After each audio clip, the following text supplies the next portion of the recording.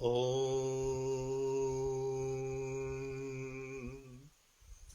नमः शिवाय।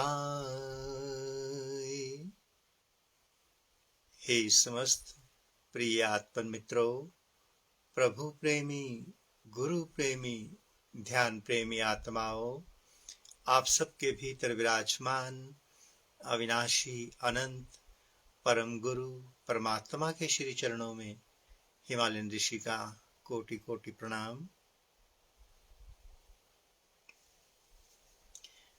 प्यारे साधकों, प्यारे मित्रों, आज हम आप सबके साथ अप्रोक्ष रूप में एक अहंकार की चर्चा करने जा रहे हैं और उसके साथ साथ गुरु और परमात्मा की कृपा कैसे बरसती है उसको दोबारा से बताने जा रहे हैं। विषय कोई नया नहीं है, पुरातन है, फिर भी उसे दोबारा से जब हम शेयर करते हैं आपस में तो अपनी ढकी हुई गलतियां उजागर होती हैं और फिर दूर होने लगती हैं। इस अस्तित्व में, पूरे अस्तित्व में जितनी भी गुरु शक्तियां हैं, गुरु तत्व हैं, सब परमात्मा के द्वारा संचालित हैं। कोई अपनी इच्छा से 1% भी काम नहीं कर सकता। जब परमात्मा किसी को किसी योग्य समझता है तो उसे अपनी कोई ड्यूटी दे देता है, उसे कोई सेवा प्रदान कर देता है। और परम सौभाग्यशाली होता है वो इंसान जिसे परमात्मा चुनता है अपनी सेवा के लिए। परम सौभाग्यशाली होता है। इस अस्तित्व में तो अनेकों अनेकों तपस्वी, साधक, गुरु शक्तियां परमात्मा के सामने हाथ जोड़कर खड़ी हैं कि मुझे कभी सेवा का अवसर प्राप्त हो, मुझे भी परमात्मा की सेवा करने का सौभाग्य प्राप्त हो। तो परमात्मा, भगवान, गुरु जब हमें चुनते हैं, निस्संदेह हमारे कई जन्मों की तपस्या रंग लाती है। परमात्मा द्वारा सारे गुरु संचालित हैं। कोई प्राइमरी का टीचर है, कोई हाई स्कूल का, कोई कॉलेज का, कोई यूनिवर्सिटी का, कोई कहीं का, किंतु सारे टीचर, सारे गुरु उस परमात्मा का कार्य कर रहे हैं। परमात्मा की आज्ञा से, उसके आदेश से उसी का ही कार्य कर रहे हैं, उसी की सत्ता को चला रहे हैं। परमात्मा चलवा रहा है अपने आदेश से। इसलिए किसी भी गुरु के बारे में ये कहना कि वो आज गलत है या कल गलत था या कल सही है, आज गलत हो गया, परमात्मा ने कितनी देर तक उससे क्या सेवा लेनी है ये तो परमात्मा जाने। इसलिए किसी के ऊपर उंगली उठाना 100% गलत है। दूसरी बात, प्यारे साथ को, अब हम गुरु के विषय में तो कुछ नहीं कहेंगे, गुरु के विषय में परमात्मा जाने। हम साधक हैं, शिष्य हैं, तो हम साधक और शिष्य के विषय में ही आप सबसे कहेंगे। जब कोई गुरु किसी साधक का चयन करता है, शिष्य का चयन करता है, उसे कोई सेवा सौंपता है, तो उस शिष्य का बड़ा सौभाग्य होता है कि गुरु उस साधक को चुनता है। अन्यथा गुरु के पास शिष्यों की कमी नहीं होती, प्रतिभाओं की कमी नहीं होती। एक से एक प्रतिभाशाली शिष्य साधक इस अस्तित्व में है। ये तो गुरु की हम पर कृपा बरस जाती है कि गुरु हमें चुन लेता है। भगवान श्री कृष्ण से संबंधित एक बात सबने जानी, अनेकों बार जानी। योगेश्वर भगवान श्री कृष्ण ने अर्जुन का चुनाव किया युद्ध के मैदान में, या यूं कहो अपना सखा होने के लिए। किंतु अर्जुन कोई बहुत प्रतिभाशाली नहीं था। सौभाग्य उसका तब उदय हुआ जब प्रभु ने उसे चुन लिया, और दुर्भाग्य उसका तब उदय हुआ जब उसने प्रभु की आज्ञा की अवहेलना कर दी। अर्जुन से कई गुना ज्यादा और भी साधक उस समय उपलब्ध थे, प्रतिभावान थे। कर्ण भी उनमें से एक था, किंतु प्रभु का जिस पे आशीर्वाद बरस जाए, कृपा बरस जाए, तो साधक निस्संदेह सौभाग्यशाली है। द्वार पे परमात्मा स्वयं दस्तक दे दे सौभाग्य उदय करने के लिए, और हमारे भीतर अहंकार जाग जाए, हमारी कुतर्क बुद्धि जाग जाए, दुर्बुद्धि जाग जाए, और हम सोचें कि मेरे बिना इसका काम नहीं चलेगा। ये हमारी कुतर्क बुद्धि का प्रमाण है। सदा याद रखना, परमात्मा का, गुरु का काम हम सब के बिना चल सकता है। वो सर्वशक्तिमान है, उनका काम कभी नहीं रुक सकता, उन्हें अपनी सत्ता चलानी है। किंतु हमारा काम कभी भी गुरु कृपा के बिना नहीं चलेगा, किसी भी जन्म में नहीं चलेगा। प्यारे मित्रों, प्यारे साथियों, हम अपने जीवन का एक दिव्य अनुभव आप सबके संग शेयर कर रहे हैं। हम जब प्रथम गुरु के पास थे, फिर दूसरे गुरु के पास थे, हमारे गुरुओं के पास शिष्यों की कमी नहीं थी, प्रतिभाओं की कमी नहीं थी।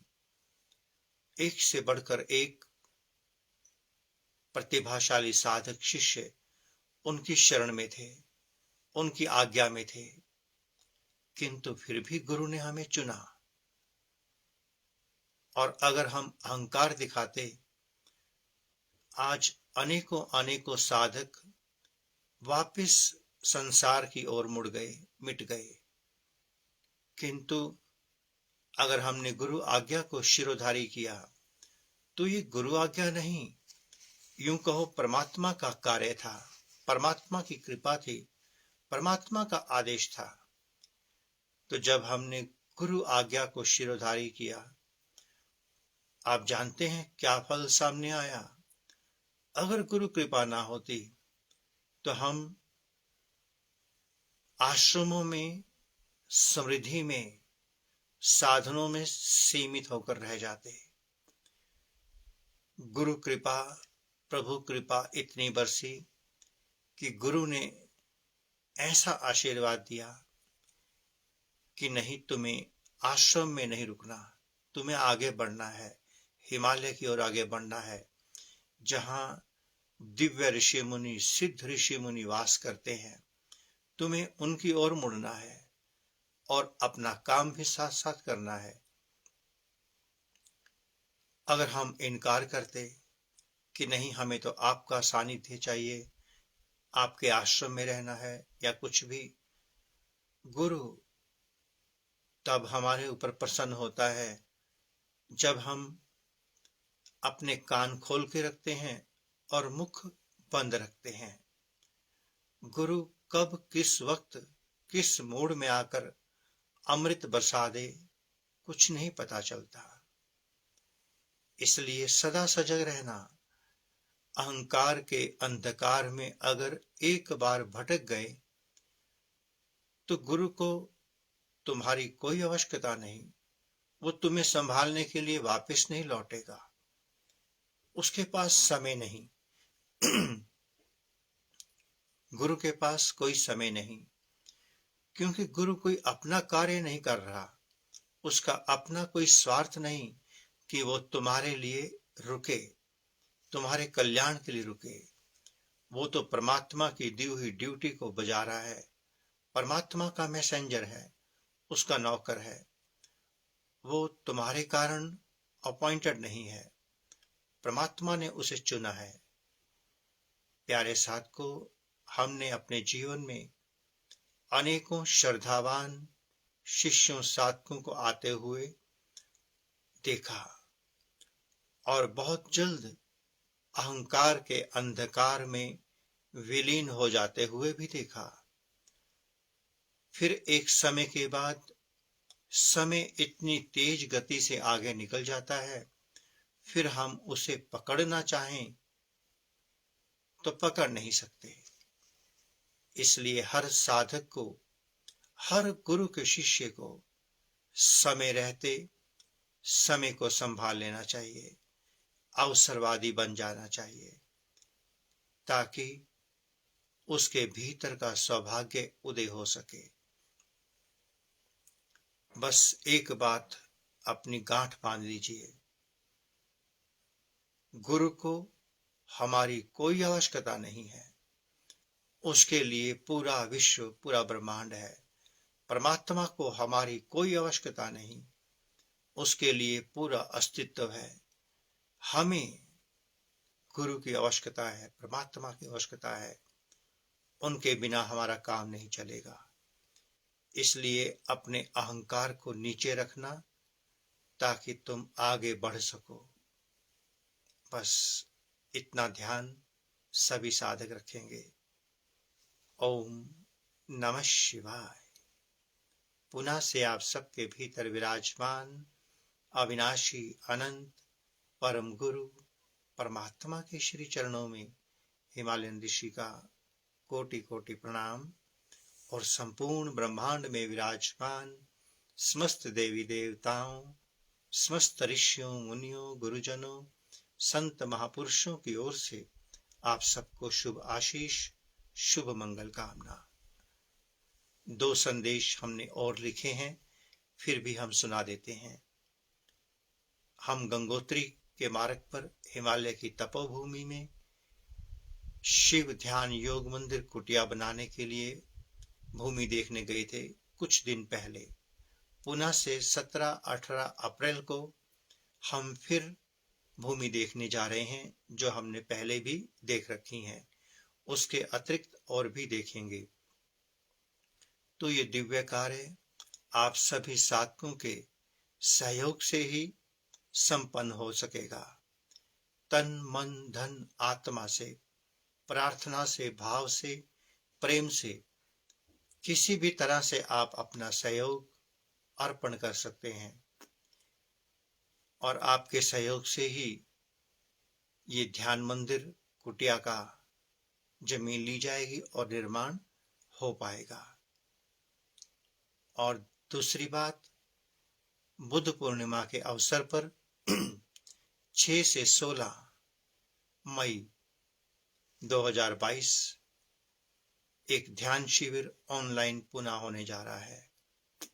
जो भी साधक इस ऑनलाइन 11 दिवसीय ध्यान शिविर को अटेंड करना चाहता है, वो ऑर्गेनाइजर अमित कुमार जी से या सीधा हमारे से दिए गए नंबर पर संपर्क कर सकता है। इस बार के शिविर में रात्रि का एक सेशन नहीं, 3 सेशन होंगे।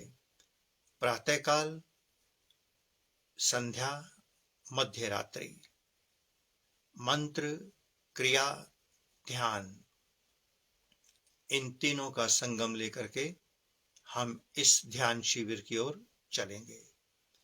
निस्संदेह ध्यान शिविर दक्षिणा पर, सेवा पर आधारित है, पर फिर भी जो साधक किसी कारणवश अपनी सेवा करने में असमर्थ है, वो अपने हृदय की पवित्रता और पारदर्शिता के साथ हमसे या अमित कुमार जी से संपर्क कर सकता है। किसी भी कारण से कोई भी प्यासी आत्मा पीछे ना रहे, ये हमारा आप सबसे निवेदन है। ओम नमः शिवाय।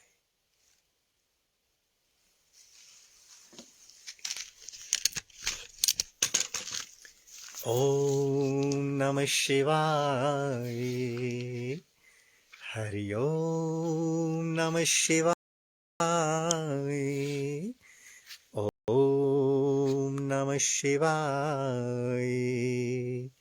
हरि ओम नमः शिवाय।